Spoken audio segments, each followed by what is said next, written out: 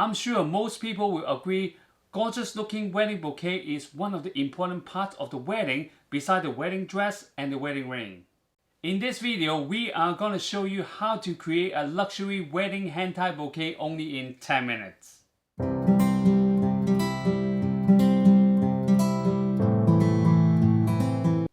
Hey guys, if this is our first time meeting, my name is Donald Yim AIFT. I am a floral designer, but I'm also love to make YouTube videos to share my tips and experience with people who have a passion for floral design.